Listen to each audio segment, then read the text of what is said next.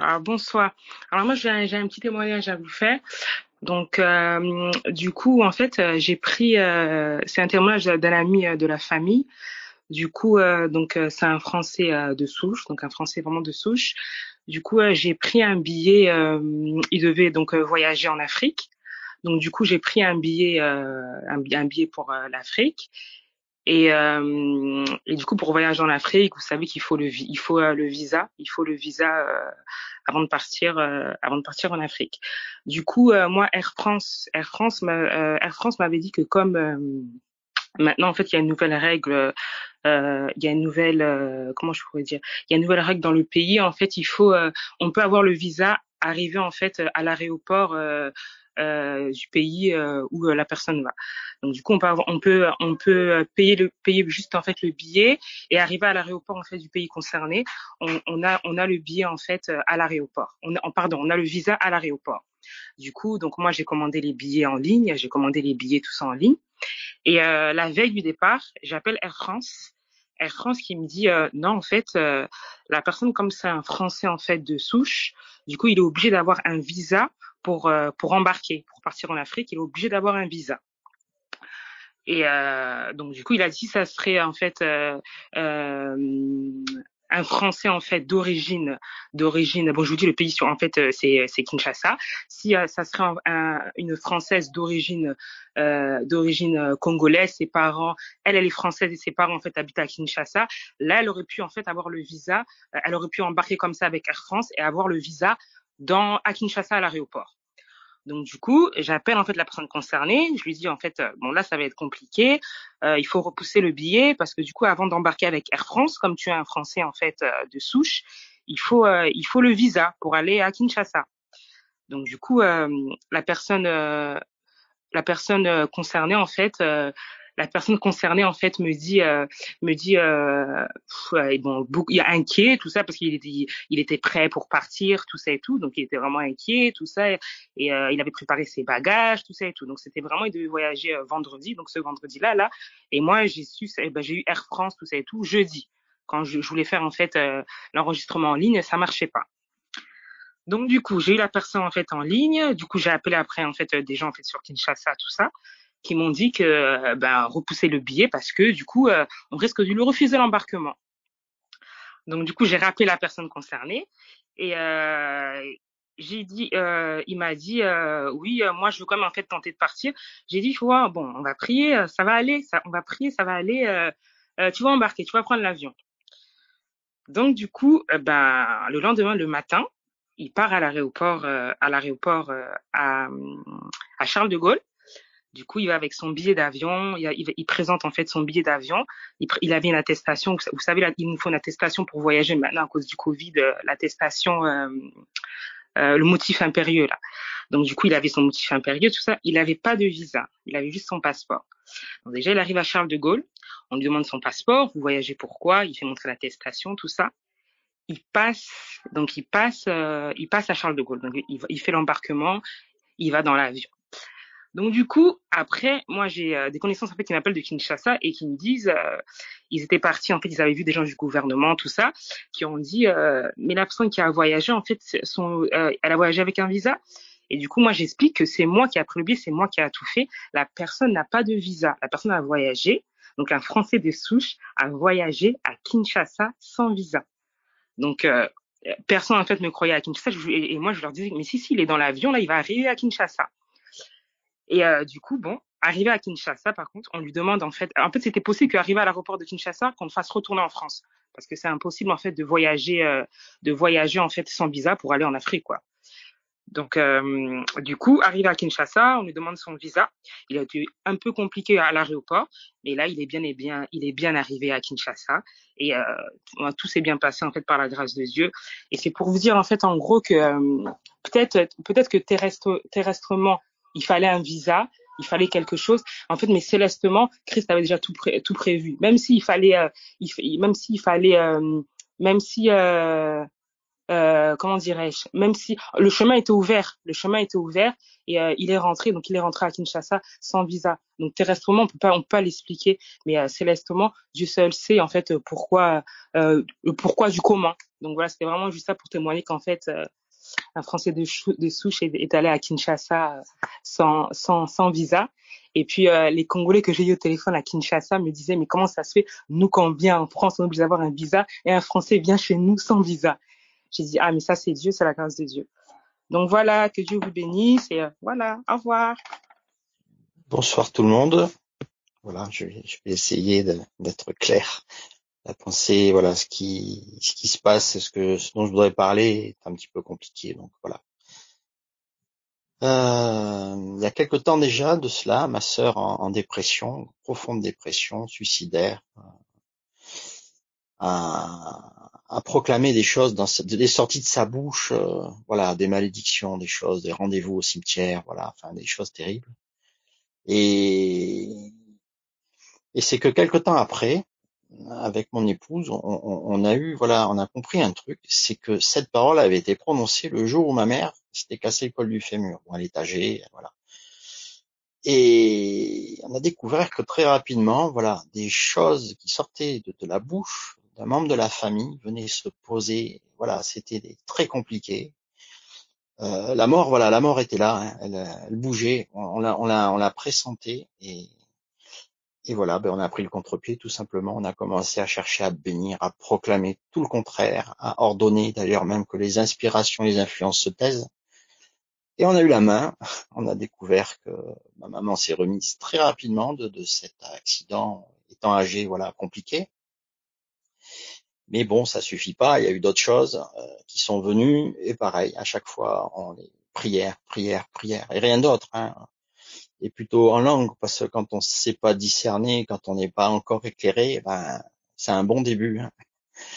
Et petit à petit, ça se pose. Donc ma maman qui a fini pratiquement dans une espèce de coma, voilà, on ressort du bout de ses 81 ans et on découvre que voilà, tout récemment, voilà, les antibiotiques étaient finis, qu'elle commençait à se réalimenter et on voit le fruit de la vie, quelque chose de différent. Voilà. Donc un petit encouragement à bien écouter ce qui sort de la bouche et puis toujours rester positionné, quoi. On est des sentinelles pour nos familles et voilà. Après, on sait pas tout non plus, mais moi, je compte sur la grâce de Dieu pour m'éclairer, pour aller plus loin et pour qu'en tout cas, ce soit le royaume de Dieu qui l'emporte. Voilà. Amen. Bonne soirée. Bon, bonsoir. Je profite de ce silence pour l'écourter et donner gloire à Jésus sur quelque chose que j'ai peut-être déjà raconté. Mais bon, c'est pas bien grave. Ça m'édifie même de le répéter, moi. On se tenait en prière une nuit avec des frères, des sœurs. Et vers 2 heures du matin, par là, j'ai reçu un SMS d'urgence, d'appel au secours, de quelqu'un qui réclamait la prière. Il était en train de faire un accident cardiaque et voilà. Il nous a expliqué par la suite qu'elle rampait, demandait du secours aux voisins, voilà, de palier pour être secourue, voilà. Au-delà de la prière, voilà, qu'elle soit emmenée à l'hôpital et tout ça. C'est ce qui s'est passé. Elle a été transférée d'urgence à Toulouse, dans un centre spécialisé où ils ont diagnostiqué quelque chose de fin qui était difficile à saisir. Je crois que le Saint-Esprit était déjà là, puisque nous interpellés, on s'est mis de suite en prière. Hein. Cette requête, voilà, tombait à point. Le Saint-Esprit avait déjà calé les choses. Il y avait un bloc opératoire spirituel qui était en place et qui attendait. Voilà. Et cette personne, voilà, a été sauvée. Elle faisait une dissection aortique, un truc très complexe. En fait, c'est sa valve, une valve cardiaque qui s'est arrachée. Bon, avec un anévrisme, voilà, un truc compliqué, mortel, on va dire. Voilà, c'est plus simple. Et elle a été prise en main dans le ciel aussi. Hein. Je pense que le Saint-Esprit a conduit les mains des chirurgiens et voilà, elle est rétablie, restaurée. Et je dis, gloire à Dieu. Il y a des plans, des choses préparées exceptionnelles. Quoi. Il veille sur nous. Hein. Il veille sur nous. Voilà, voilà. Amen. Des fois, on oublie que le Seigneur, il est toujours là. Il est toujours présent. Il attend pas notre présence. Il attend pas que nous, on soit conscients pour lui commencer à bouger les choses autour de nous. C'est lui-même qui nous rend conscients, lui-même qui nous amène à sa conscience des autres, sa conscience. Tout ça pour élever son nom toujours pour qu'on voit que Jésus est le nom au-dessus de tous les autres noms. Maladie n'est qu'un nom parmi tant d'autres. Si vous avez d'autres témoignages, allez-y, témoignez, élevez Jésus. Que vous ayez déjà témoigné, jamais témoigné, à moitié témoigné, c'est pas grave. Simplement, si le Seigneur fait remonter, s'il fait remonter une pensée, un souvenir, n'hésitez pas à témoigner. Bonsoir. Je vais témoigner de quelque chose qui s'est passé en 2009. Je m'étais séparée du père de mes enfants parce que voilà, c'est quelqu'un qui était maniaco-dépressif. Et puis un soir, il allait pas bien. Il habitait plus avec nous. Je suis allée voir et je l'ai trouvé. Il avait mis fin à sa vie. Et là, il fallait que j'aille annoncer ça à mes enfants. Ils avaient 12 ans et 9 ans. Et je suis rentrée ce soir-là. Je leur ai raconté. Je sais plus trop ce que je leur ai dit, mais voilà, au bout d'un certain temps. Et puis je criais à Dieu avant de retrouver mes enfants. Je dis waouh, qu'est-ce que je vais faire avec ça, quoi. Et en fait, à peu près 1 heure, 2 heures après que j'ai annoncé ça aux enfants, le plus jeune a pris la décision à dire j'aimerais bien qu'on fasse un jeu, qu'on fasse un dessiné, c'est gagné. Alors c'était très perturbant que cet enfant-là de 9 ans, il ait envie de faire un jeu à ce moment-là, quoi. Mais bon, on a dit ok, si tu veux faire ça, on va faire ça. Puis on a commencé de dessiner, et quand ça a été à mon tour de tirer une carte et de dessiner la carte, le mot que je devais dessiner, c'était le mot éternité. Et là, waouh, je sais pas si les autres ont vu, je pense pas, mais moi j'ai tellement pris conscience que Dieu était là, quoi. Et je dois dire que tous les jours qui ont suivi, j'ai tellement senti qu'il était là pour me fortifier, pour traverser ces temps. Et ouais, il était là. Et ça, c'était vraiment bon. Alors voilà, c'est ce que je voulais vous partager. Bonsoir à tous, soyez bénis. Au nom de Jésus. Amen, amen, amen. Merci ma sœur pour ton témoignage. Ah, comme quoi vraiment Jésus est partout. Un simple jeu de société avec des cartes à dessiner. Merci Seigneur pour ta présence, d'être toujours là pour nous. Donc si vous avez d'autres témoignages frères et sœurs, allez-y, témoignez, parlez-nous de Jésus. Parlez-nous de Jésus. Je veux bien y aller si vous m'entendez. Super. Alors c'est une histoire vraiment, je crois que c'est un des trucs les plus fous qui me sont arrivés dans ma vie. Ça s'est passé l'année dernière, mais hier soir j'ai eu un complément en fait de ce témoignage et qui me donne du coup envie de partager ça maintenant. En fait, j'ai une grande sœur qui a été diagnostiquée maniaco-dépressive elle aussi il y a 20 ans et ça a toujours été assez compliqué, mais l'année dernière, en fait, elle s'est mise en couple, elle est pas en Christ, hein, et l'année dernière, elle s'est mise en couple avec un gars qu'elle nous a jamais présenté, puis c'était un peu louche et tout, et en fait, petit à petit, elle m'a avoué qu'il était violent avec elle et tout, et je comprenais pas trop de quelle mesure il était, en fait, et bref, c'était une histoire un peu cachée, un peu qu'elle vivait dans son coin, et j'étais sur mes gardes, mais voilà, j'avais l'impression que c'était pas vraiment violent, enfin je savais pas trop en fait parce qu'elle me disait pas les choses vraiment. Et en fait il y a à peu près 1 an, j'étais en train de m'endormir chez moi dans mon lit et il était 22h je crois, quelque chose comme ça, et très bizarrement en fait j'entends dans mon esprit comme sa voix à elle qui me dit Juju, j'ai besoin d'aide. Et ça me réveille comme en sursaut, j'ai mes yeux qui s'ouvrent et je me dis mais qu'est-ce que c'est ce truc, quoi. Et c'est vraiment comme c'était un peu comme quand le Saint-Esprit parle, c'était pas une voix audible mais c'était dans mon esprit, quoi, et j'ai vraiment reconnu que c'était elle qui avait besoin d'aide. Et du coup, je me suis mise à prier en langue mais c'était bizarre parce que je me disais, mais je suis folle, c'est quoi ce truc? Et en même temps, je prenais position, mais en même temps, c'était pas sûr pour moi qu'il se passait vraiment quelque chose. Mais je me suis dit, dans le doute, je vais proclamer, dans le doute, et j'essaye de l'appeler, et là, elle me répond pas, et j'essaye de l'appeler plusieurs fois, et elle me répond pas. Et le lendemain, je me rappelle, je promenais mon chien le matin et tout, et sur le chemin, je continuais, je déclarais, je disais que toute arme forgée contre elle ne pouvait prospérer et tout, je déclarais vraiment ces choses, et j'ai commencé à contacter, parce que je suis loin de ma famille et loin d'elle, et je commence à contacter un peu le reste de ma famille, demander s'il y a des nouvelles, où elle est, est-ce que quelqu'un sait ce qui se passe et tout. Et ma mère, elle m'a dit, mais arrête de t'inquiéter, je l'ai croisée il y a 2 jours, elle était avec son chéri, tout va bien, te fais pas de soucis et tout. Et je commençais vraiment à sentir de plus en plus une urgence en moi, donc je continuais vraiment à prier et tout. Et ma mère, elle ne croit pas en Dieu. Et en fait, au bout d'un moment, j'ai fini par faire sentir l'urgence, en fait, pas m'énerver, mais pas loin, quoi. Et j'ai dit, mais je te dis que je l'ai entendu, il se passe quelque chose, je le sais et tout. Et elle s'est un peu moquée de moi, mais en même temps, elle a commencé à prendre le truc au sérieux. Et puis, je crois qu'il s'est passé 2 jours entre le moment où j'ai entendu ça et le moment où on a eu des nouvelles. Et là, je reçois un appel d'une amie à elle, en fait, qui me dit que ma sœur est venue en pleine nuit à 3h du matin chez elle, en sang et tout. Et en fait, le gars avec qui elle était avait essayé de la tuer. Euh, il avait essayé de l'étrangler à plusieurs reprises, et il s'est passé 2 jours, 3 jours où elle a été dans son appartement avec ce gars qui essayait de la tuer, qui l'a séquestrée plus ou moins et tout. Et en fait, vu qu'elle est maniaco-dépressive, il l'a forcée en fait à prendre tous ses médicaments en la menaçant avec un couteau pour la tuer en fait.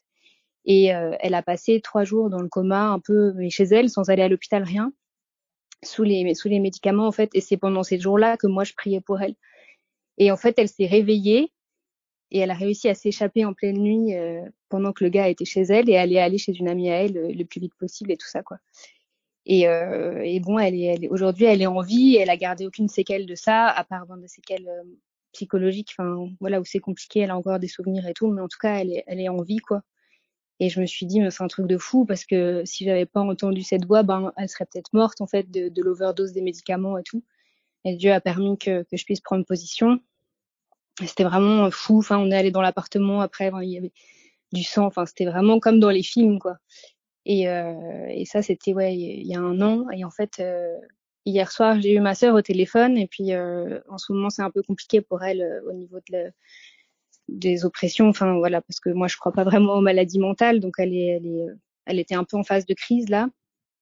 Et je lui ai dit, mais ça va, t'as pas d'idée noire, rien, parce que du coup, forcément, on a un peu peur qu'elle se suicide et tout. Et en fait, elle m'a dit, mais non, tu sais, j'ai été guérie de ça. Elle me dit, en fait, c'est toi qui m'as guérie de ça quand t'as prié pour moi. Et évidemment, je lui ai dit, non, c'est pas moi qui t'ai guérie, c'est Jésus. Mais voilà, elle s'est sentie vraiment délivrée, en fait, des pensées suicidaires, parce que c'était plus ou moins en même temps elle qui avait voulu se suicider pour lui échapper, en fait, avec les médicaments. Enfin, c'était un peu louche, mais en tout cas, hier soir, elle m'a dit qu'elle savait qu'elle avait plus d'idées suicidaires et tout ça, quoi. Parce qu'après ça, elle a fait une tentative de suicide.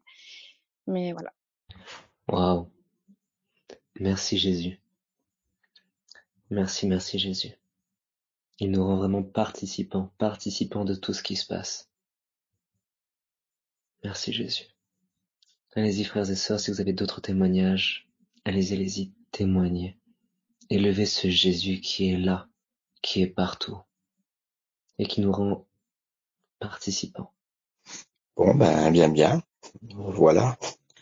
Tout à l'heure, je rendais un petit témoignage d'une interpellation, voilà, comment le Saint-Esprit conduisait les choses. Et en lisant mes notes, je viens de voir que quasiment le même jour, j'ai reçu un autre SMS, ça c'était dans l'après-midi, d'un ami, un jeune collègue que je savais dépressif, burn-out, au prud'homme, divorce, demandé par son épouse, vraiment au bout du bout, quoi. Et il m'envoie ce message inquiétant, la messe est dite. Ouh, ça m'a interpellé. Je me suis dit, bon, pourvu qu'il n'allait pas faire de bêtises. Avec mon épouse, on s'est mis à prier et j'ai pris la voiture, je me suis rendu chez lui. Donc, je l'ai cherché un moment avant de le trouver. Et finalement, voilà, je l'ai trouvé. Il m'a accueilli, on a voulu partager des solutions que je connaissais par Jésus, quoi. Et non, ça passait pas. Oh, ça a duré plus de 2 heures, je crois. À, à vomir, vraiment, à déblatérer tout un venin, voilà, des trucs voilà, pas sain du tout. Et bon, je l'ai laissé vider son sac, son amertume, son fiel, surtout, hein, et sur tout le monde. Et puis, au moment de partir, je lui ai dit, écoute, voilà, moi, je sais pas faire grand-chose. Si tu veux, je te propose de prier. Et il a accepté. Alors, je l'ai enlacé en priant. Voilà, là, il a fondu. Là, c'était la part du Saint-Esprit. Voilà, il avait vidé son sac et maintenant, le Saint-Esprit pouvait commencer aussi à se manifester parce qu'il était attendu, je pense. Un peu plus tard, il m'a dit, quand tu as prié pour moi comme ça, il y a quelque chose qui s'est passé. Quelque chose est rentré en moi. Voilà. Et les nouvelles que je peux donner un bon mois après, c'est qu'il est fidèle, il lit la parole, il a découvert une paix. Et j'apprends là, tout récemment, que même si son épouse n'a pas dit qu'elle laissait tomber le divorce, visiblement, ils sont bien ensemble, à partager des activités, voilà. Enfin bref, quelque chose qui montre plutôt une restauration en cours, même là, quoi. Ça me fait penser même à mon témoignage dans ces choses, quoi. Voilà, voilà. Merci Seigneur. Le Saint-Esprit orchestre ces choses. Il m'a dit même plus tard que c'était tout à fait par hasard qu'il avait attrapé mon nom dans son agenda et qu'il avait balancé ce petit mot, la petite phrase de la messe édite, quoi. Comme quoi, même ça, sans le savoir, c'était dirigé, quoi. Voilà, voilà. Bonsoir tout le monde. Alors, je suis avec ma sœur et on aimerait on aimerait témoigner de ce qu'on vit maintenant. En ce moment, on traverse un peu des moments un peu des moments compliqués. Donc c'est vraiment un témoignage qui se passe là maintenant un peu dans le feu et et, et ce qu'on réalisait un peu, c'était vraiment la parole qui soutient réellement. Donc,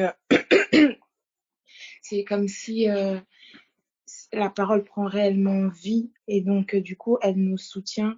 Et là où dans la chair, on pourrait faiblir ou paniquer, etc., on se rend compte qu'au fait, la parole vraiment place un équilibre comme ça. Ouais, et il y a ce truc où on voit aussi que le Seigneur est vraiment en train de comme nous éduquer à travers le feu, parce qu'il y a certaines choses que vraiment, en tout cas moi personnellement, et je sais aussi pour ma sœur, qu'on a pu essayer avant ça, enfin des disciplines qu'on a voulu établir et tout ça, et qui, ça venait vraiment de nous, quoi, et qu'on n'a pas pu instaurer, mais c'est comme si ce qu'on traverse là maintenant, ça vient comme nous obliger à avoir une certaine discipline. Sinon quoi, ma sœur par exemple parlait de la parole tout à l'heure. Sinon quoi, sans on ne tiendrait pas en fait. Et on réalisait aussi vraiment la grâce d'avoir le corps, parce que au jour d'aujourd'hui pour nous le corps c'est vraiment un soutien. Ouais, là où il y a des moments où on est vraiment épuisé, parce que voilà, il y a en fait on est 4 sœurs, il y a d'autres qui travaillent, il y a d'autres qui ont des examens et tout ça, et il y a des moments où on est vraiment épuisé, on n'en peut plus, et on sait que voilà, il y a le corps qui est là à nous fortifier et ouais, et à intercéder avec nous. Donc voilà, on voulait vraiment rendre grâce à Dieu. Et par rapport à ma sœur a touché par rapport à la discipline. Cette discipline-là, on voit vraiment que c'est pas vraiment le fruit de nos propres efforts. C'est-à-dire que au début, on pouvait essayer. Donc c'est comme si on comptait un peu par nous-mêmes. Genre, je vais faire ça, je veux me discipliner comme ça, comme ça, comme ça. Et on voyait que c'était un peu comme ça tenait pas. Mais là, c'est vraiment, je sais pas comment expliquer ça avec des mots, mais c'est vraiment, tu sens que c'est pas par tes propres capacités que tu te disciplines. C'est-à-dire se réveiller la nuit, prier, etc., ou même la rigueur par rapport à la parole, mais tu sens comme si c'était une force surnaturelle, au fait, qui te permet de faire tout ça. Et on voulait vraiment témoigner de ça et fortifier les frères et sœurs qui parfois se disent oui, j'aimerais bien pouvoir faire ça, j'aimerais pouvoir avoir ces disciplines par rapport à la prière. Vraiment juste compter sur le Seigneur et s'attendre à lui, et c'est lui qui nous fortifie et qui nous aide à avoir cette discipline-là, quoi. Et fortifier aussi les gens qui sont dans le feu en ce moment, de ne pas seulement, enfin nous c'est vraiment ce qu'on réalise, c'est-à-dire on regarde pas seulement à la situation, mais plutôt à ce que le Seigneur est vraiment en train de faire. Déjà entre nous en tant que sœurs, il y a comme quelque chose qui est en train de se créer par la grâce de Dieu, et même avec le corps, et même par rapport à sa parole, à cette soif et tout ça. Donc voilà, bonne soirée. Bonne soirée. Bonsoir. J'espère que vous m'entendez. Je voulais juste raconter un témoignage par rapport à une situation que j'ai vécue récemment. Voilà, vous m'entendez. Ok. Donc, c'est sur la foi. Ça va être court, hein. Je suis assistante de vie, donc en fait, je m'occupe des gens en général au quotidien. Donc, j'ai tout un trousseau de clés pour les maisons, en fait, chez qui je vais. Et en fait, un matin, je me suis levée pour aller travailler et je me suis aperçue que j'avais perdu le trousseau avec toutes les clés, les badges et tout. Donc, je vous avoue que je me suis commencé à me faire des films sur le fait de racheter tout, quoi. Donc, c'était un peu compliqué parce qu'un badge, ça coûte cher. Il y avait des clés qui étaient particulières avec des poinçons et tout ça. Enfin, bref. Du coup, j'ai dit Seigneur, écoute, c'était mon jour de repos. En ce moment, j'ai pas beaucoup de jours de repos, j'avoue, parce qu'il y a tout ce qui se passe. Et dans mon travail, on travaille beaucoup. Donc, j'ai dit, écoute, j'ai pas envie de me faire voler mon jour de repos. Donc, Jésus, je te fais confiance, tu sais où elles sont. Donc, tu me mets à l'esprit, tu fais quelque chose, tu me diriges, j'en sais rien, mais j'avais vidé mon appart, j'avais vidé les sacs à main, enfin tout. Enfin, c'était. Et puis, j'avais pas envie d'avoir peur, quoi. Je voulais garder ma foi parce que de toute façon, il est le maître de ma vie, donc c'est lui qui conduit toute chose. Mon travail, c'est son travail, c'est lui qui veut œuvrer dans mon travail, et donc il se sert de mon corps comme d'un temple, puisque je sais plus moi qui vis, c'est lui qui vit. Donc je lui dis Jésus, tu gères, quoi. Je te fais confiance. Et là, j'ai eu la pensée de repartir sur un des parkings des enfants que je garde, en fait. Je garde des enfants aussi. C'était le jeudi d'avant, donc on était le lundi. Et le jeudi d'avant, j'avais été chez des enfants, mais j'ai dit, mais la dernière fois que je les avais, les clés, ouais, c'était là-bas. Mais est-ce que je les ai vraiment perdus là-bas? Parce que j'aurais pu les perdre n'importe où, quoi. C'est un gros trousseau, puis je sais même pas comment j'ai fait pour pas les entendre tomber. Et puis, je sais pas, je vais sur ce parking, donc c'est à, je sais pas moi, 5 minutes, 8 minutes de chez moi, donc je prends ma voiture, j'y vais. Et puis, en fait, en y allant, je regarde vite fait sur le parking, il y avait la voiture, et je monte jusqu'au parking d'en haut, où je me gare en général avec les enfants, parce que comme je suis pas résidente, j'ai pas le droit de me garer sur le parking de la résidence. Et là, on arrive en haut sur le parking, je croise une voiture qui est là, et puis je le vois un peu affolé, le monsieur il criait au volant, je sais pas ce qu'il avait. Et je voyais bien qu'il criait sur moi, malgré que il était 10h du matin, enfin tout allait bien, quoi. Et puis j'ouvre ma vitre, je dis bonjour, et il criait, il dit vous êtes pas d'ici? Et j'ai fait non, je suis pas d'ici, je viens juste de me garer. Oui, mais tout le monde se gare ici. Et il me dit plein de gens viennent toucher les voitures sans. Enfin bref, en fait il faisait comprendre que les gens se garaient ici alors qu'ils avaient pas le droit. Je lui dis écoutez, je suis assistante de vie à domicile, je viens garder des enfants souvent, faut mieux que je garde ma voiture quelque part, mais là aujourd'hui je viens pas me garer. Je lui dis je cherche un trousseau de clés que j'ai perdu il y a 4 jours, quoi.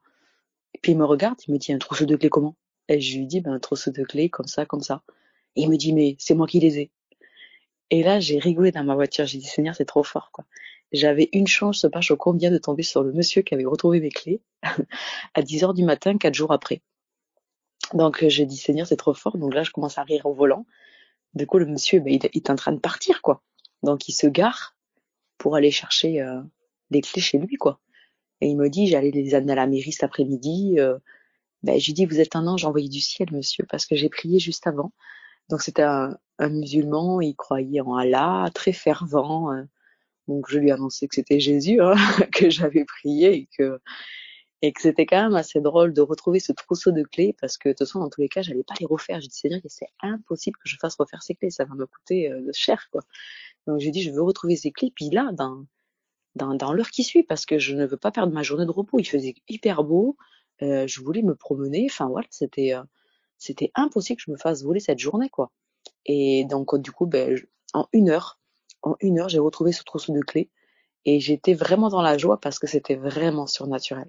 Parce que c'était impossible qu'au bout de 4 jours après, je retrouve mes clés et que je tombe sur le monsieur qui s'en va de chez lui, quoi. Et je l'ai retrouvé la journée d'après quand j'ai gardé les enfants, je l'ai recroisé, il m'a fait sourire et bon, il m'a parlé de Allah, comme quoi c'était la vérité et bon, il m'a fait sourire donc je lui ai dit tant que Jésus m'apporte pour l'instant, je reste sur Jésus. J'ai dit mais un jour voilà, si Jésus m'apporte plus, je viendrai vous voir, il m'a fait sourire donc je lui ai prêché l'évangile. Bon en tout cas voilà, peut-être que c'était juste pour lui annoncer les évangiles à ce monsieur, mais c'était juste pour vous dire faut garder la foi quand vous perdez quelque chose, lui il sait le Seigneur et il faut se laisser conduire et être attentif aux pensées qui viennent sur le moment en fait. En tout cas voilà, soyez fortifiés et gardez votre foi dans toute chose parce que lui il sait en fait. Voilà. Amen, amen. Jésus, le maître des clés. Merci Seigneur. Bonsoir. Je voudrais vous parler de la façon dont le Seigneur conduit nos vies parfois et de la façon dont il m'a conduite dans une expérience de ma vie à mon insu quasiment. Il y a un passage qui dit que telle voie paraît bonne à un homme, mais son issue c'est la mort. Et en fait, professionnellement parlant, à un moment donné, dans mon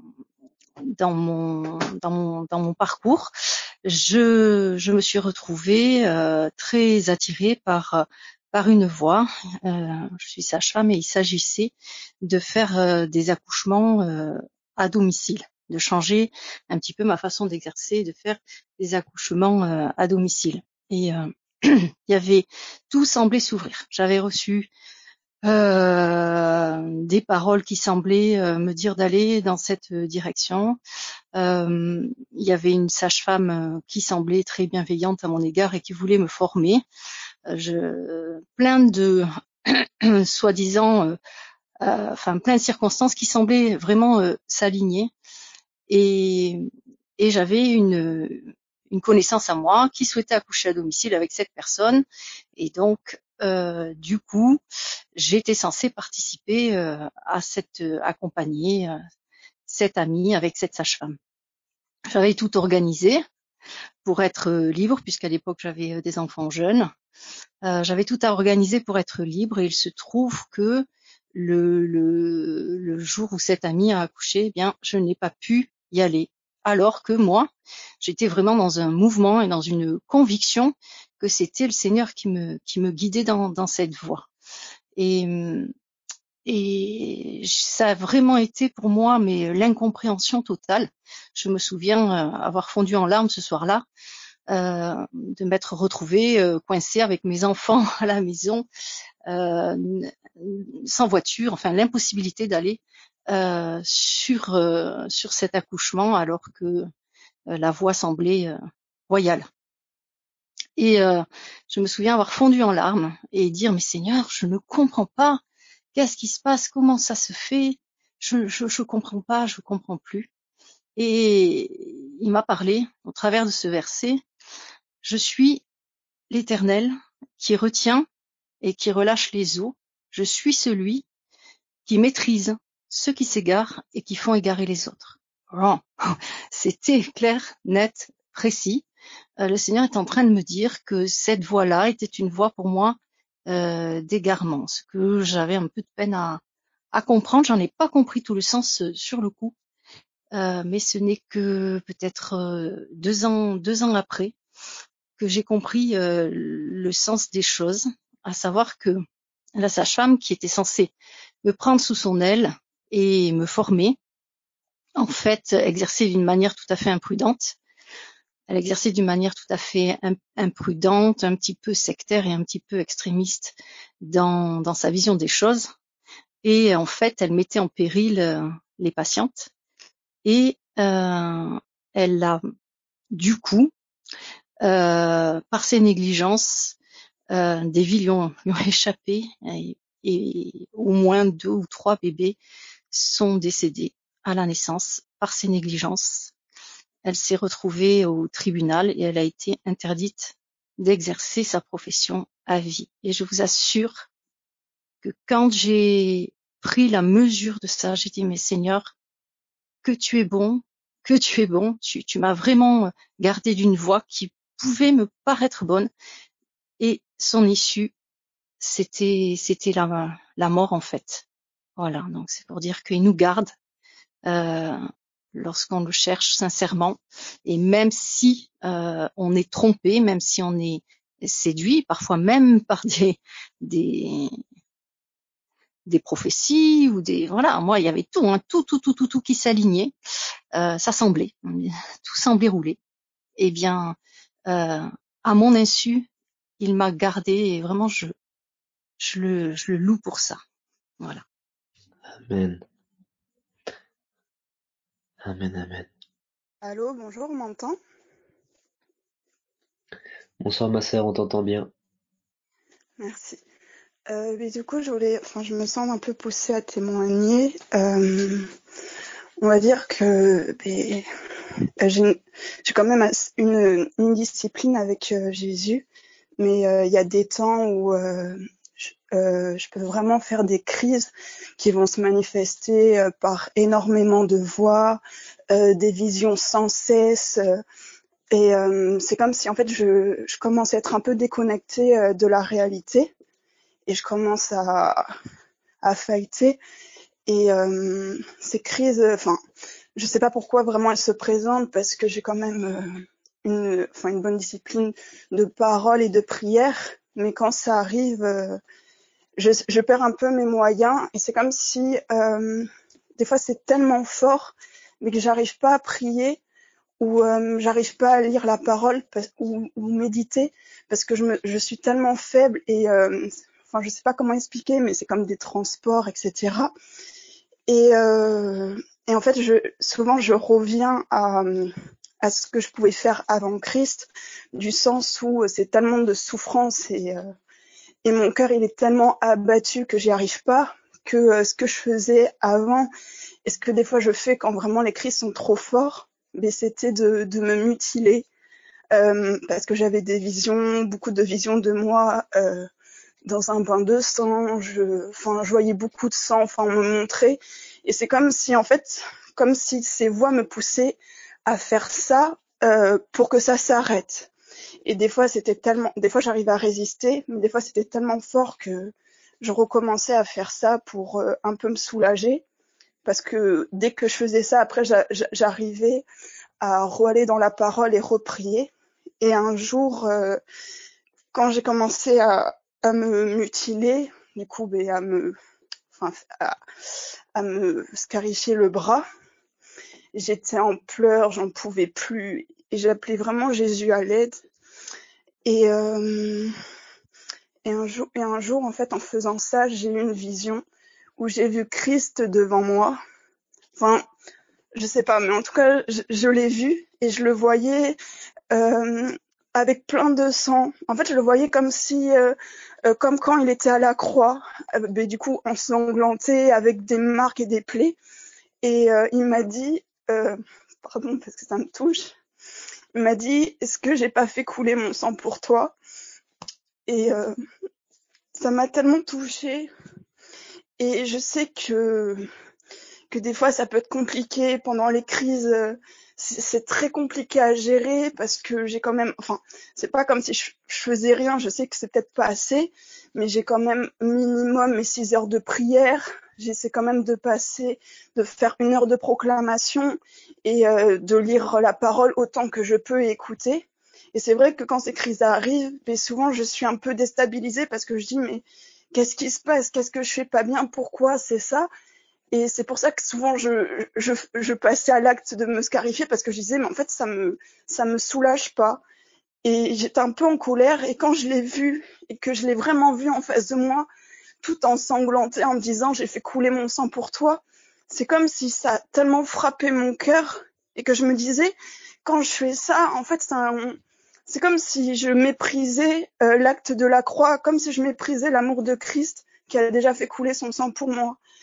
Et c'est comme si maintenant, quand je suis tentée de le faire par des crises et tout, parce qu'en fait c'est un acte facile, parce que quand je fais ça d'une seconde à l'autre, tout de suite les voix et les transports et les visions s'arrêtent.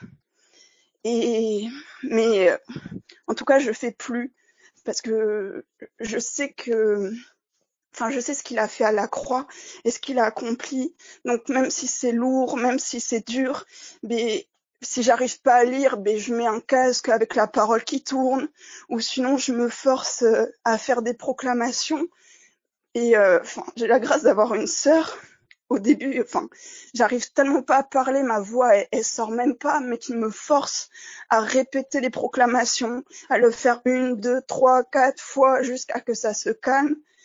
Et donc c'était vraiment pour témoigner que même si des fois c'est compliqué, on a envie de choisir des voies faciles, vraiment persévérer, parce que je le vois, ok, c'est moins rapide, mais je sais que ça prend de plus en plus de forme en moi et qu'à un moment ça agit. Et je vois aussi que je m'affermis de plus en plus maintenant comme une crise arrive, mais c'est pas comme avant où je pouvais partir vite en cacahuète. Maintenant, je vais être plus affermie, je vais réussir quand je vais parler. Je vois en fait qu'il y a plus de poids quand je vais leur dire c'est bon ça. En fait, je les calcule même plus là où avant je pouvais leur porter de l'importance, mais maintenant en fait, je mets la parole en priorité et je dis non, c'est la parole la plus importante. Et je m'immerge. Et à un moment, les crises arrêtent et au fur et à mesure que j'avance, je vois qu'en fait, elles s'arrêtent de plus en plus vite. Donc voilà, c'était pour encourager des gens qui passent par des moments difficiles. Bon, désolée pour ma voix, mais voilà, pour dire que la parole, c'est Christ, hein, c'est notre traitement, c'est notre remède, et voilà. Bonne soirée. Merci Seigneur. Ah, tu deviens une forteresse imprenable. Gloire à Jésus. Ah, gloire à Jésus. Si vous avez des témoignages, allez-y, témoignez, parlez-nous de Jésus. Allô, bonsoir. Oui, alors j'ai un petit témoignage. Donc, merci déjà pour tous les témoignages, gloire à Jésus. J'ai un témoignage aujourd'hui, j'ai la grâce d'être entourée de frères et de sœurs et pour ça, je rends grâce à Dieu. J'aimerais témoigner du corps de Christ, ce que le corps de Christ du coup fait.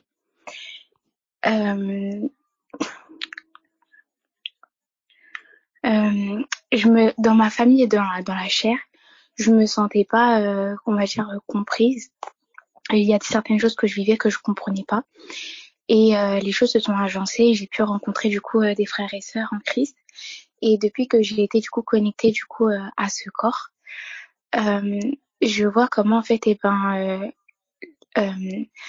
la main de Dieu en fait est constamment et tout le temps là. Dans ma famille, il y avait des choses que j'arrivais pas forcément à dire, des choses que je cachais ou autres. Et donc j'arrivais pas forcément à parler ou quoi, ça allait pas, du coup je parlais pas, je restais beaucoup dans mon coin. Et je vois la différence maintenant étant dans le corps de Christ que quand ça va pas, quand je suis enfermée dans ma bulle ou quand par exemple il y a trop de pensées qui fusent, j'ai honte d'en parler ou quoi, je vois une sœur qui vient, qui me partage la parole et directement il y a comme quelque chose en fait qui part en fait, comme si qui casse en fait les d'autres voix en fait, celles qui ne sont pas de Christ.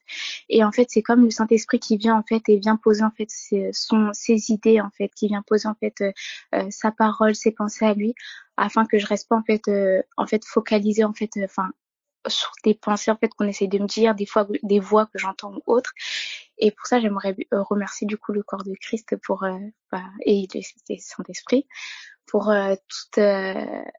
pour toutes ces fois où j'avais peur, j'avais honte de parler ou quoi, et le Saint-Esprit en fait là où en fait je me sentais trop seule ou incomprise ou autre, je vois que le Saint-Esprit lui en fait me dit que pour lui en fait il me comprend en fait, il sait comment en fait me parler, il sait comment me ramener à lui en fait, et du coup je voulais rendre grâce pour ça.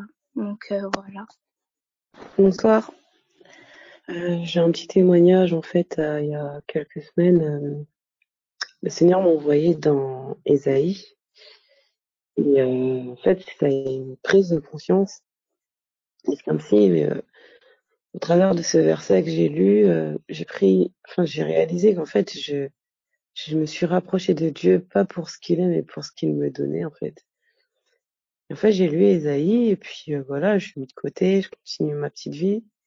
Et on va dire dans la journée, hein, j'ai prié avec une sœur le soir. Et en priant, en fait, c'est comme si papa, il m'a rendu attentive à la façon dont je priais. Et en fait, c'était que Seigneur, donne-moi ci, Seigneur, ouais, si je lâche là, est-ce que tu peux me donner ça, etc., etc. Et de là, je me suis arrêtée, et j'ai pris une claque dans la face. Et je me suis dit, en fait, si je te sers, c'est pour ce que tu me donnes, c'est pas pour ce que tu es. J'ai vraiment demandé pardon. Mais j'étais heureuse dans mon cœur parce que je me suis dit, s'il me montre ça, c'est que il va me faire changer, en fait. Et je l'ai remercié, j'ai pas pleuré, mais par contre, j'ai pris une bonne claque. Et je lui ai dit merci, et ma prière a changé après. J'ai dit, en fait, toutes ces choses à laquelle je cours aujourd'hui, un appartement, toutes ces choses-là, Seigneur, en fait, je veux courir après toi aujourd'hui, je veux courir après, en fait, mon identité, savoir réellement qui je suis et t'aimer toi pour ce que tu es et non pour ce que tu me donnes. Donc voilà, c'était vraiment une prise de conscience. De Mary Béni. J'ai encore un témoignage, c'est ce soir. Mon fils de 3 ans, en fait, ma fille, elle a la fièvre et on est en train de regarder un dessin animé. Et je vois mon fils qui s'approche de sa sœur. Il lui impose les mains et il a appelé le nom de Jésus, en fait. Et moi, je suis restée choquée. J'étais choquée. Et en fait, il disait Jésus, Jésus, Jésus. Et puis moi, je dis Amen. Et au moment où je veux voir si la fièvre est descendue, en fait, la fièvre était descendue. Elle m'avait encore un peu, mais elle était descendue. Ensuite, j'ai pris sa main, j'ai remis sa main sur la petite. Et là, je lui ai dit, tu répètes ce que maman a dit. Donc, il répétait tout. Et la fièvre, elle a continué à descendre. Voilà, donc c'est vraiment une grâce parce que une fois le grand frère, il expliquait que les enfants, ils nous imitent. Et effectivement, mon fils de 3 ans, en fait, il est tout simplement en train d'imiter ce que je fais. Donc je rends vraiment gloire à Dieu pour ça. Bonne soirée. Amen, amen pour tous les enfants. Pas tous les enfants qui peuvent voir et imiter. Ok. Merci à la sœur là juste avant d'avoir témoigné sur son fils, ça m'a donné le courage de témoigner à mon tour. Donc en fait, je voulais rendre témoignage à. Enfin non, je voulais plutôt encourager quelqu'un à ne pas forcément attendre de Jésus des choses incroyables. Je m'explique. Donc moi j'ai donné ma vie à Jésus il y a 14 mois, tout juste. Suite à ça, des choses se sont posées sur mon cœur, comme par exemple prier pour ma famille. Ma petite sœur a donné sa vie à Jésus 8 mois plus tard. Et il faut savoir donc on est issu d'une famille donc papa algérien de souche musulmane, comme il le dit lui-même. Excusez-moi. Et en fait, notre papa, il souffre d'une cirrhose alcoolique. Donc en effet, un passé difficile avec une enfance difficile avec un papa très dur. Et une rencontre avec ma maman qui a eu des rapports avec lui très tôt, vers l'âge de 13-14 ans, et qui est tombée enceinte. Un avortement, donc soutenu par mon papa, hein, bien sûr. Ce qui a causé le début de l'alcool dans sa vie. Il y a 1 an, on a appris qu'il souffrait d'une cirrhose. Donc cette cirrhose du foie, hein, je ne sais pas si tout le monde connaît, mais c'est une maladie incurable. Et il y a 1 an, tout juste, il y a un petit peu plus d'1 an, il a été sevré. Donc ça, c'est déjà une chose incroyable parce que il avait fait pas mal de cures dans sa vie Et là, il a été sevré. Donc par la grâce de Dieu, je suis sûre que c'est la main de Dieu, puisque à ce moment-là déjà, je priais pour lui et comme dit, quand on connaît un petit peu les problèmes d'addiction, l'alcool ne se soigne pas comme ça. Et sans aide médicale, il a arrêté du jour au lendemain, donc première victoire. Et là, dernièrement, on nous apprend qu'il a un cancer du foie avec des nodules donc cancéreux qui se sont installés. Il est traité, ça veut dire qu'il passe par ce qu'on appelle des radiofréquences, c'est des chimio-embolisations où on neutralise en fait les nodules cancéreux, on les brûle. Et on me dit il y a à peu près un petit peu plus d'un mois qu'il ne faut pas que je m'attende à ce que mon papa guérisse, puisque de toute façon c'est une maladie incurable, et que de toute façon, même s'il pouvait avoir la chance d'être greffé, ce serait pas possible parce que entre-temps, il y a des complications dues à la maladie, d'où des hémorragies, des décompensations, etc., etc. Ce cancer-là, pour le moment, il est localisé, c'est-à-dire qu'il reste au niveau du foie et il est traité. Ce qui veut dire que tant qu'il ne se développe pas en dehors du foie, il y aura toujours l'espoir d'avoir cette greffe. On est passé, ma sœur et moi, par des phases très très dures où on était abattus parce que faut savoir qu'on a un rapport avec notre papa qui est très très fort. On est vraiment très très proche de lui. Ça a été vraiment le plus merveilleux papa de l'univers pour nous. Malgré l'alcool, il a toujours su nous montrer à quel point il nous aimait et il s'est occupé de nous vraiment comme une mère et comme un père.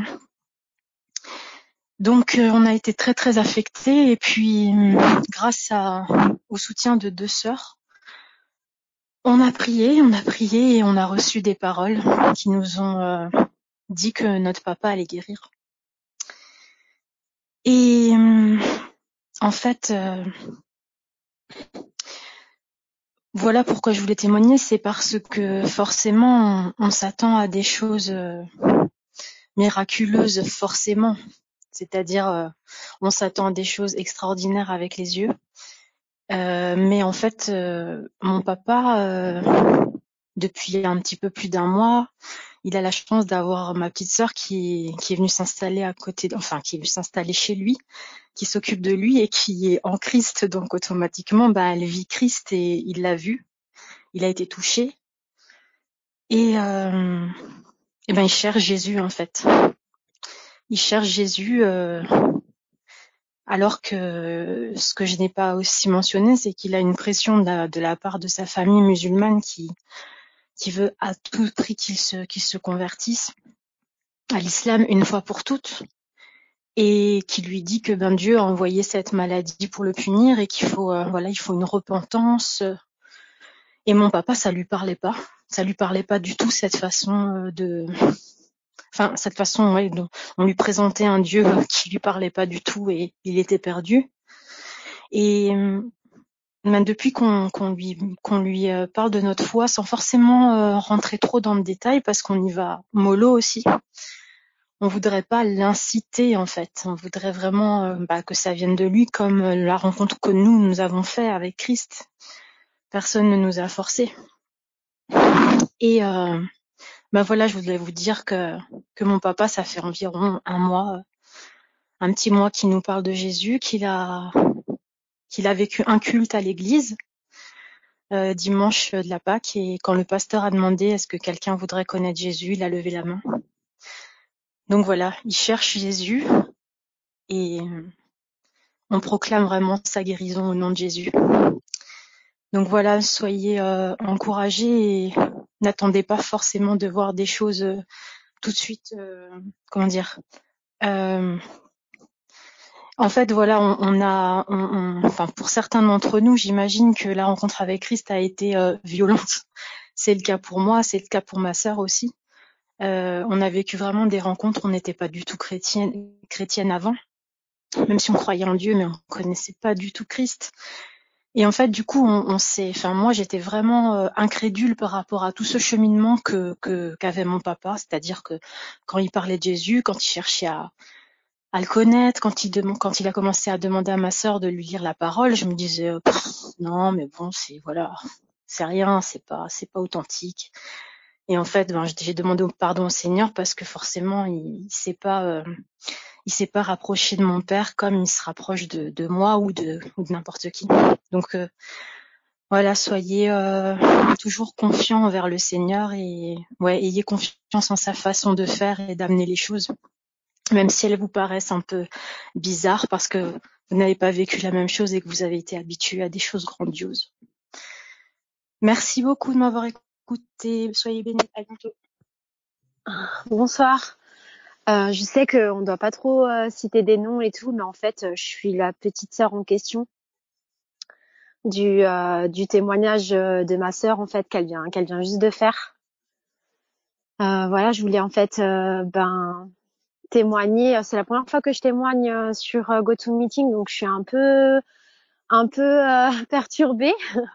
Donc voilà, je suis vraiment un bébé dans la foi et je voulais aussi parler justement du combat qu'on est en train de mener avec mon père et cette maladie.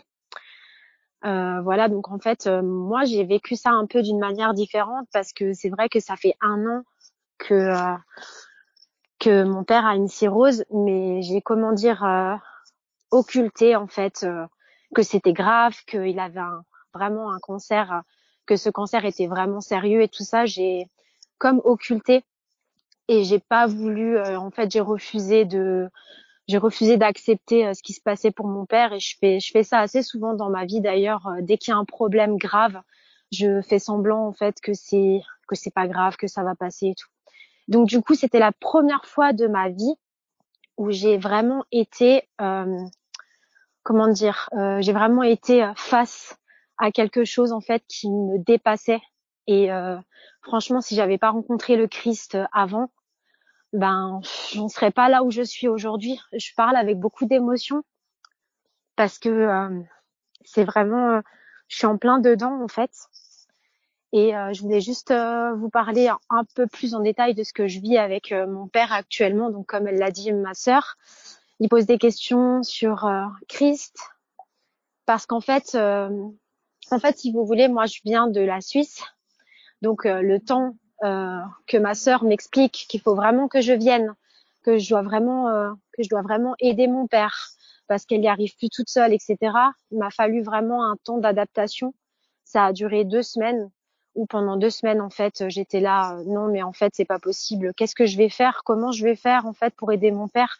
Je suis même pas capable de m'aider moi-même. Donc comment je vais faire pour aider mon propre père à y arriver? Et en fait, j'étais tiraillée.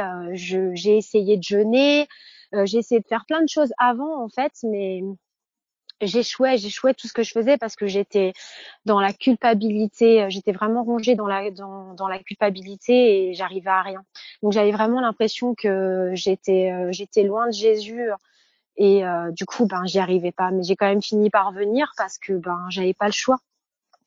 Et quand je suis venue, en fait, il y a eu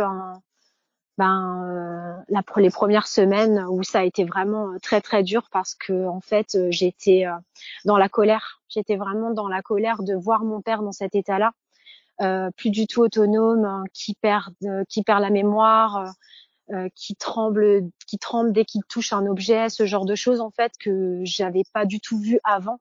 Et ça a été pour moi, je me suis pris des gifles pendant des jours et des jours. Je me suis pris des gifles. Mais je persévérais dans la prière. Vraiment, je prenais vraiment du temps à écouter les enseignements dès que je pouvais. Bon, mon père, il m'en empêchait un peu parce que toutes les 5 minutes, il m'appelait. Mais bon, j'essayais vraiment de rester connectée avec le Saint-Esprit. Ici, il y a rien en fait qui peut m'empêcher d'être avec le Christ parce que je suis pas dans ma vie, dans mon appartement. Il y a rien qui, je sais pas comment dire, mais il y a rien qui va faire en sorte que je vais m'égarer. Donc du coup, j'avais pas le choix en fait. J'avais que la prière et c'était la seule chose en fait qui me tenait debout en fait. Et au début, les prières, c'était vraiment des prières de colère où je disais au Christ, mais t'es pas là pour moi en fait, t'es pas là. Je te prie, je te demande des choses, mais t'es pas là. Les jours, plus les jours avancent, plus c'est grave. Je vois rien du tout et tout. S'il te plaît, aide-moi. Et en fait, si, il se passait vraiment des choses, sauf que c'était des petites choses. Et quand ma sœur, elle disait justement, faut pas s'attendre à des choses incroyables. Bah moi, j'étais vraiment dans ce contexte-là. Je m'attendais à des miracles incroyables. Je m'attendais à ce que mon père se lève, qu'il marche, qu'il court. Je m'attendais vraiment à des trucs de fou. Et en fait, non. Il y avait vraiment un processus de guérison qui s'établissait jour après jour, et il fallait juste que j'ouvre mes yeux, vraiment, que je les ouvre réellement et que je vois les choses telles qu'elles sont, parce que il fallait aussi que j'accepte la maladie. Et donc du coup, après, je me suis rendu compte que la colère que j'avais, elle n'était pas du tout envers mon père, mais qu'elle était envers cette maladie-là. Et ensuite, en fait, jour après jour, moi, je lisais la Bible à la maison. Et puis mon père, un jour, il m'a dit, qu'est-ce que tu fais, ma chérie, tout le temps avec ta Bible et tout. Mais toi, t'es vraiment à fond dedans. C'est vraiment les mots qui m'a sorti. Et en fait, la seule réponse que je lui ai dit, papa, en fait, j'ai pas le choix d'être à fond dedans, parce que je sais que il y a qu'avec la prière que tu vas être guéri, papa, parce que c'est Jésus qui va te sauver. Et en fait, cette phrase, je pense qu'elle a enfin, mon père est devenu fou avec cette phrase, parce que le lendemain, il m'a demandé de lui lire la parole. Donc, je lui ai dit, écoute, si tu veux, je te lis 30 minutes par jour, je te lis les évangiles. Et en fait, moi qui ai vraiment du mal à me mettre dans la parole et à lire, à être concentrée et surtout à comprendre ce que je lis, là, j'ai vraiment demandé au Seigneur vraiment d'être avec moi pendant les lectures et de pouvoir chaque question qu'il me pose, de pouvoir y répondre distinctement et de manière à ce qu'il les comprenne, et surtout à ce que je comprenne. Et en fait, c'était incroyable, parce que quand je lisais la parole à mon père, je lisais à voix haute. Alors déjà, je lisais vachement bien. Et puis ensuite, quand il me posait des questions, sur le coup, moi, je ne comprenais pas ce que je lisais, mais quand je répondais à mon père, je répondais quoi. Je répondais juste, et c'était pas mes mots en fait. Je sentais vraiment que c'était Jésus. Tout ce qui sortait de ma bouche, c'était le Christ quoi. Et c'était juste incroyable. Et puis finalement, on a continué comme ça à lire la Bible. Et puis plus les jours passent, et par exemple, mon père doit mettre des crèmes sur lui obligatoirement tous les jours. Il faut le masser avec des crèmes, parce qu'en fait le foie, bon, j'ai pas trop les termes médicaux, excusez-moi, hein, moi je suis dans la restauration, je connais pas trop ça, mais d'après ce que j'ai compris de ma sœur, le foie en fait détruit un peu la peau de mon père. En fait, il se démange, et donc du coup il doit mettre une crème tous les soirs. Et ce que je fais, c'est que je lui mets la crème, sauf qu'en fait, au lieu de lui mettre la crème pendant 5 minutes, je lui mets la crème et vraiment je lui fais un massage de 20 minutes en écoutant des louanges et des louanges de guérison, de prière. Et en fait, mon père, maintenant, c'est lui qui demande à ce qu'on mette les louanges, alors qu'avant, c'est moi qui poussait un peu, ouais, papa, on va mettre les louanges de prière et tout. Et maintenant, c'est lui qui le demande. Ensuite, pour l'église, c'est lui qui m'a demandé de venir avec moi à Pâques. Donc, en fait, voilà, que des grandes choses, en fait. Plus les jours passent, et même moi, en fait, c'est la première fois de ma vie, j'ai 31 ans, c'est la première fois de ma vie entière que je suis fière de moi, de ce que j'accomplis avec mon père. En fait, que je suis tout simplement fière de moi, parce que je vois que malgré que j'ai des doutes, que je perds pied, je continue à prier, je continue à persévérer dans le fait d'être sûre et certaine que mon père va guérir. Et malgré les doutes, malgré tout ce qui peut m'envahir l'esprit et tout, je reste focus. Et voilà, en fait. Et je commence vraiment à ouvrir les yeux, et j'arrête en fait de vouloir de grandes choses. À chaque jour suffit sa peine. Et ça, c'est un verset qui m'avait beaucoup parlé à l'époque, qui m'avait marqué. Et aujourd'hui, je comprends exactement mot pour mot ce que veut dire ce verset pour moi, parce que je suis quelqu'un qui est très pressé dans la vie, trop pressé même, comme par exemple avec mon père, où je demande toujours le discernement au Seigneur, parce que ce que je veux pas, c'est vraiment rentrer dans la religion avec lui. Je veux vraiment qu'il rencontre le Seigneur comme moi je l'ai rencontré. Et puis voilà. Donc c'était c'était tout. Je vous remercie et soyez tous bénis. Waouh. Merci Seigneur pour tous ces détails, pour ce témoignage. Que quelqu'un soit encouragé, que quelqu'un soit fortifié dans sa foi. Merci Seigneur. Bon, moi du coup, je veux bien témoigner, même si c'est la deuxième fois, mais je me dis que c'est bien à la suite de ce qu'on vient d'entendre.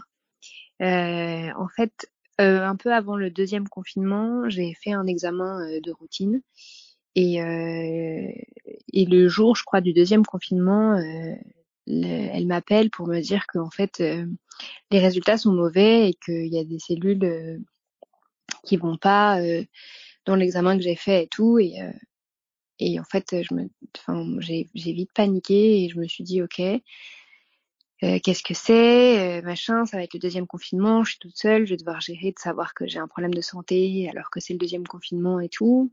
Et en fait, j'ai contacté une dame de qui je suis très proche, qui est un peu comme ma maman de cœur et qui est pas en Christ. Et en fait, je lui lis les résultats de l'examen et je lui dis les noms en fait scientifiques de ce que j'ai. Et en fait, elle est infirmière et elle a complètement paniqué et tout. En fait, c'était des cellules qui étaient cancéreuses.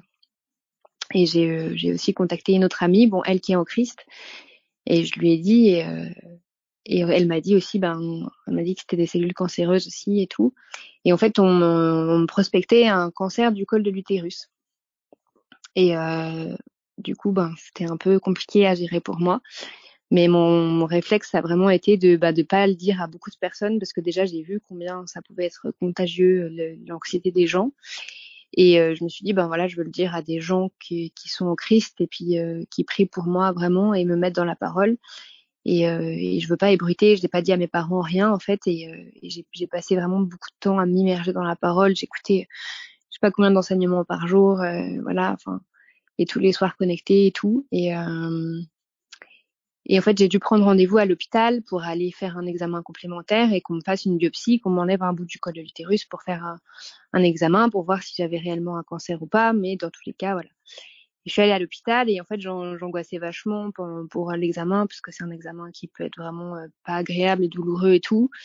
Et j'avais prié pour ça et en fait, j'avais vraiment entendu l'esprit me dire ça va être ok, enfin, elle va être sympa et ça va être cool, quoi, ça va le faire. Et ça a été le cas. Le médecin a été adorable et elle a été hyper douce et j'ai vraiment pas eu mal pendant l'examen.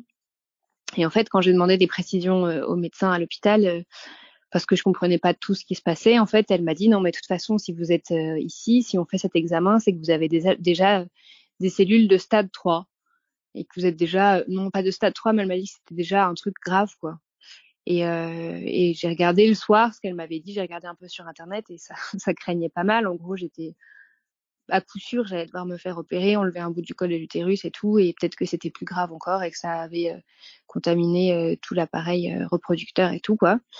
Et bon, j'ai continué à être dans la parole et en fait, il y a eu beaucoup de délais entre les temps d'examen, les temps de résultats, et je crois qu'en tout, ça a duré 1 mois et demi, 2 mois, ce qui est très long quand on sait pas si on a un cancer ou pas, quoi. Et il y a un ami à moi aussi qui s'est positionné dans la prière pour moi et il m'avait dit mais t'inquiète, franchement j'ai senti dans l'esprit que c'était rien, quoi. Et moi j'avoue que j'ai pas réussi à être vraiment tout le temps ancrée dans la guérison et dans la foi, et parfois je m'inquiétais et parfois vraiment Dieu me prenait sous son aile. Et je me rappelle avoir été réveillée dans la nuit par l'esprit qui me disait il n'y a pas de cancer, et j'avais compris que en fait dans le royaume il n'y a pas de cancer. Le cancer n'existe pas dans la réalité en Christ, en fait. Et ça avait été très fort pour moi.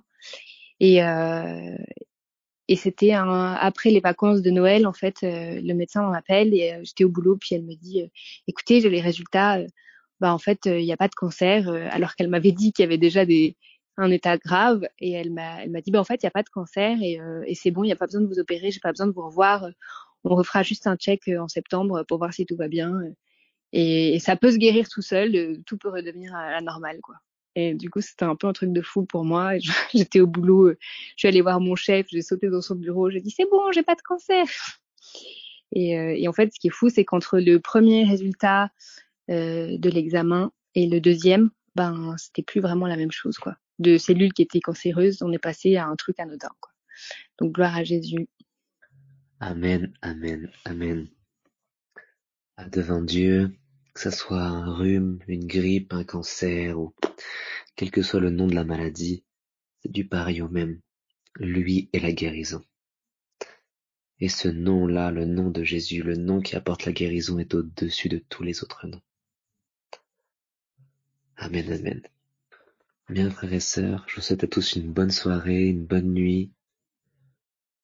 Vraiment, restez dans la foi, méditez, gardez dans votre cœur les paroles que le Seigneur vous a données. Voilà, la prière, et à demain. Bonne nuit.